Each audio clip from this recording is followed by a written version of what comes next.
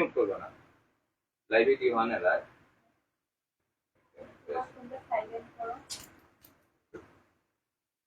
দেখো না মানুষ কেউ কি এখন অ্যাভেলেবেল আছেন ফেসবুকে? থাকলে আমার লাইভটা জয়েন করবেন প্লিজ। জানাও শব্দ পেতেছে নিয়ে পেতেছে কেউ কি আছেন? থাকলে আমার লাইভটা জয়েন করবেন প্লিজ। আর যদি সাউন্ডে কোনো অসুবিধা হয় তাও আমাকে ইনফর্ম করবেন। আমি আশা করি আপনাদের সবাইকে পেয়েছি, আপনারা কয়েকজন থাকুন, আস্তে আস্তে সবাই জয়েন হবে। নমস্কার, আমি নিবেদিতা চক্রবর্তী। আজকে রাষ্ট্রীয় সমাচারের পেজ থেকে ডিরেক্টলি লাইভে আসতে বাধ্য হয়েছি। আমরা মন্ত্রী সুধাংশু দাস নিয়ে একটা নিউজ করেছিলাম সোর্স মানি নিয়ে, ইতিমধ্যে আপনারা সবাই জানেন। তার রেফারেন্সে গত পরশুদিন মন্ত্রী সুধাংশু দাস প্রেস মিট করে বলেছেন এটা নাকি ওনাকে অপপ্রচার করা হয়েছে ওনার এগেনস্টে। ইভেন উনি সরাসরি বলেছেন আমরা নাকি একটুখানি ফুটেজ দেখিয়েছি, কোথাও পুরো ফুটেজ উল্লেখ নেই। তারই পরিপ্রেক্ষিতে আমরা গতকালকে সবটা অংশ শো করেছি, যেটার মধ্যে পরিষ্কার দেখানো হয়েছে উনি যে অনর্গল নিজের থেকে বলে গেছেন, কোনো প্রকার মানি ডিমান্ডের এগেনস্টে উনি বলেননি, সেটা পুরো উল্লেখিত আছে। উনি প্রেস মিটে পরিষ্কার বলেছিলেন যদি কেউ ওনার কোনো দুর্নীতি একটুকু প্রমাণ সহকারে দিতে পারে তাহলে উনি মন্ত্রিত্ব ছেড়ে দেবেন, রাজনীতি ছেড়ে দেবেন। কিন্তু কথা হচ্ছে উনি সোর্স মানি নিচ্ছেন, এটা উনি এবং ওনার অনেকে নিচ্ছেন, এটা উনি নিজের মুখে দিয়েছেন বাইট। আমরা কোনো কিছু অতিরঞ্জিত করে বলিনি, নিজের মুখে উনি বাইট দিয়েছেন, সেটা ডিক্লারেশনে প্রকাশ হয়েছে। তারপর আমি আবার প্রমাণ সহকারে তুলে ধরেছিলাম, উনি আমার ক্যামেরাতে স্পষ্টত বলেছেন ধর্মনগরে ওনার 5.5 ঘন্টা জায়গা ছিল, যেটা ইলেকশন কমিশনকে দেওয়া ইনফরমেশনে ছিল না। উনি আরো আমার ক্যামেরাতে স্পষ্টত বলেছিলেন যে ওনার ভাই, উনি মন্ত্রী বলে সুবিধা তো নেবেন, যদিও সাধারণ মানুষের ভোটে উনি জয়ী হয়েছেন, ওনার ভাই কেন আলাদা ফেসিলিটি নেবেন? তো সেটা বলছি না। সোর্স মানে কি কোনো মন্ত্রী ভাবে নিতে পারে? এটা কি দুর্নীতির আওতায় পড়ে না? তার মানে আমি যে আপনাকে আপনারই প্রমাণ সহকারে আপনার স্বীকারোক্তি আমি দেখিয়েছি, তাহলে কি এটা দুর্নীতি প্রমাণ হয়নি? তাহলে আপনি আপনার কমিটমেন্ট কেন রক্ষা করেননি?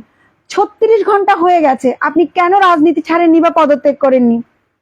তার মানে আপনি বিঙে পুরুষ মানুষ, আপনি কি আপনার কথার মধ্যে দাম রাখেননি? সেটা বড় কথা না। আপনার অন্ধ ভক্তরা আপনারই নাম নিয়ে আপনার ওই নিউজ প্রকাশ হওয়ার পর থেকে আমাকে বিভিন্নভাবে হুমকি দিচ্ছে, আমার পরিবারকে হুমকি দিচ্ছে, কখনো প্রাণে মারার, কখনো বাড়িতে আক্রমণ করার, বিভিন্ন কিছু। সেটাকে গায়ে লাগাইনি, কারণ সত্যনিষ্ঠভাবে এগিয়ে চলেছি, সেজন্য ভয় পাইনি। কিন্তু আপনার অন্ধভক্তরা আপনার নাম নিয়ে আমার নামে কুৎসা রটাচ্ছে। কুৎসার একটা রুচি থাকে, রুচির নিচে গিয়ে ওরা কুৎসা রটাচ্ছে, সর্বতভাবে মিথ্যা কুৎসা।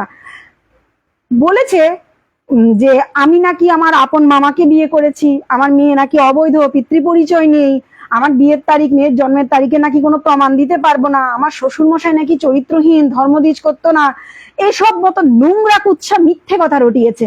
দেখুন, সবকিছু একটা সীমা থাকে।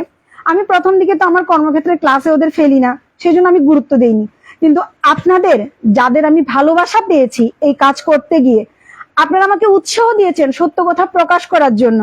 আপনাদের ভালোবাসার কারণে আমি লাইভে বলছি, ওই সকল অন্ধ ভক্তদের যাদের কারণে আমাদের মতো সাধারণ মানুষরা হার্টেড হয়, তাদের এগেনস্টে স্টেপ নেওয়া দরকার। আমি বিশেষত দুজনের এগেনস্টে অলরেডি আমার অ্যাডভোকেট স্টেপ নিয়েছে ডিফামেশনের। তো তাদের নাম উল্লেখ করছি। এক হচ্ছে ওই যে বয়স্ক মহিলাটা দাঁত নেই, ওর নাম কি লাইভ করেছিল যে কালকে, অনামিকা ভট্টাচার্য, কোন এক বয়স্ক মহিলা দাঁত নেই, সম্ভবত কিছু তরল পানীয় খেয়ে কালকে উনি লাইভ করেছিলেন। তাও আমাদের ভগবান জয় শ্রীরামের নাম নিয়ে মিথ্যে কথা বলেছে। আমারই মতো কোন হিন্দু মেয়ের সম্পর্কে কি বলেছে, আমি নাকি আমার মামাকে বিয়ে করেছি, আপন মামাকে, আমার সন্তান নাকি অবৈধ, কোনো পিতৃ পরিচয় নেই, আমার শ্বশুরমশাই নাকি দুশ্চরিত্র। একটা কথাও প্রমাণ করতে পারবে না, কারণ প্রত্যেকটা সর্বতভাবে মিথ্যে কথা। আমি তো এভিডেন্স সহকারে কোর্টে যাব, ওনারা তো পারবেন না। তো সে যাই হোক, হয়তো ঘটি বাটি বিক্রি করবেন। আরেকজন আছেন কুমারঘাটের নিন্টু দত্ত, ওনার সেই রমণীর পক্ষপাত ধরে ধরে উনি এগিয়ে গেছেন। ওরা না পরে এতই সৎসাহসিতে ভিডিও ডিলিট করে নিয়েছেন, পোস্টে নিবেদিতা চক্রবর্তী সরিয়ে এন চক্রবর্তী লিখেছে। কিন্তু মুশকিলটা হচ্ছে আমাদের টিম তো আগেই সব রেকর্ড করে রেখে দিয়েছে, আমার অ্যাডভোকেট সমস্ত প্রমাণ সহকারে ডিফামেশনের স্টেপ নিয়েছে। সেটার দিকে আমি যাচ্ছি না। আমার মূল লক্ষ্য কোনটা, সুধাংশু দাস আমাদের মিনিস্টার স্পষ্টত বলেছিলেন যদি দুর্নীতি প্রমাণ হয় উনি ওনার পদ ছেড়ে দেবেন, উনি রাজনীতি ছেড়ে দেবেন।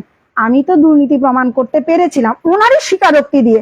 তার মানে উনি ওনার কমিটমেন্ট রাখবেন না? তার মানে ওনার চোখে যে সোর্স মানি নেওয়াটা দুর্নীতির আওতায় পড়ে না? আরেকটা কথা, আমি এই কাজে আসার পরে অনেক ভালোবাসা আপনাদের থেকে পেয়েছি, আর গত 2-3 দিনে অসংখ্য ফোন, অসংখ্য ভালোবাসা পেয়েছি।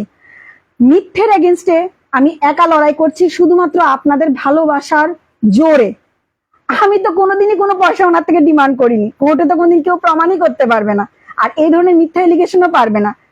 খারাপ লাগে, পড়াশোনা ছাড়া, আইনের নিয়ম কানুন ছাড়া ওরা বিরোধিতা করছে, সে ছেড়ে দিন, সে ব্যাপার আমার দেখবার দরকার নেই। কিন্তু মন্ত্রী সুধাংশু বাবুকে বলছি, পুরুষ মানুষ হিসেবে একটাবার নিজের কমিটমেন্টটা দেখান। আমি তো স্বীকারোক্তি দেখিয়েছি আপনার, যে আপনি সোর্স মানিটাকে নেওয়াটাকে আপনি গ্র্যান্টেড করছেন, তাহলে আপনি কিভাবে আপনার কমিটমেন্ট রাখলেন না?